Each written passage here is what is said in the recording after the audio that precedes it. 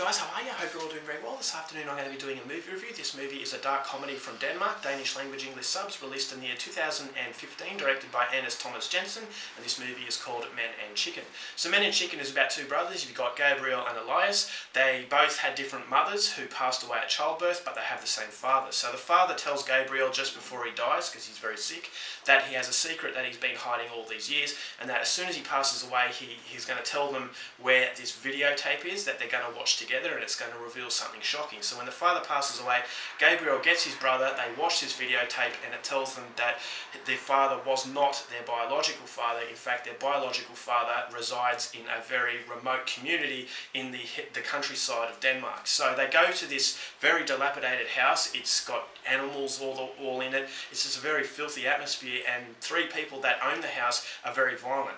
So it actually turns out that these three people are their newfound brothers, and that the father is actually upstairs and he needs to rest all the time. So they don't want Gabriel and Elias to meet the father, but this is where they try to get a connection with their newfound family members. So there's a lot of animosity at the start, but it actually turns out that they start to allow them into the family, and this is where they're going to find out the terrible secret that's linked to the father that is going to have a devastating effect on all those involved. So what that secret is, something you're going to have to find out for yourself, because that's as far as I'm going with my synopsis. Now my thoughts on Men and Chicken. If you guys are aware of my film reviews, you know that number one, I love Scandinavian cinema, and number two, I love Thomas Jensen. Now this guy, as far as a writer is concerned, is an absolute genius, and I think it's a tragedy that not many people talk about this guy. He is, when you talk about screenwriters, you talk about Aaron Sorkin from Hollywood. Everyone gives him all the credit, but then you've got these geniuses such as Thomas Jensen that I believe need a lot more recognition, because this is a guy that doesn't stay confined to one particular genre. This is a guy that does specialise in dark humour, but he also is very capable in different sections of cinema, as is, for example, he works a lot with Susan Beer, who is a very serious director in drama, and she has actually been nominated for a lot of awards, and so is Thomas Jensen, because his scripts allow the films of Susan Beer to be as good as they are, because Thomas Jensen, he's able to get the best out of every situation. If there's a really bad character on screen, you get a sense that it's a realistic character because you like him, that there are likabilities to this person, although he's doing horrible things. So it's not, he doesn't paint characters in just one dimension. He's got a lot of dimensions to these characters that make it as interesting as they are. So after seeing some of Susan Beer's films, such as Brothers, you've got Second Chance, you've got other films such as In a Better World, all these very high impact sort of dramas that are very powerful and that they've got very relatable characters. So to see that he's coming back into dark comedy, I was really psyched, because this is his first film that he's actually directed in over 10 years. His other films, you've got Flickering Lights, The Green Butchers, Adam's Apples, which are fantastic dark comedies, but then 10 years later he comes up with Men and Chicken. So I was hoping that this wouldn't disappoint me, and I was very thankful to say that this is right up there with the very best of his works. I think this is a repulsive film, but it's an extremely captivating film, because you've got these characters who are very psychotic, they're totally insane. The whole situation is out of this world sort of caricature. It's exaggerated, but there's a strange likability to each and every one of these characters, and it kind of feels like it's reining in all of the insanity by these characters. You've got the characters that are doing repulsive things, such as Elias, who's a sexual pervert. He needs to masturbate nearly every 10 seconds, and he's just this deeply troubled individual, but you sense that he's a victim of his circumstances, and that he does have a likeable quality to him.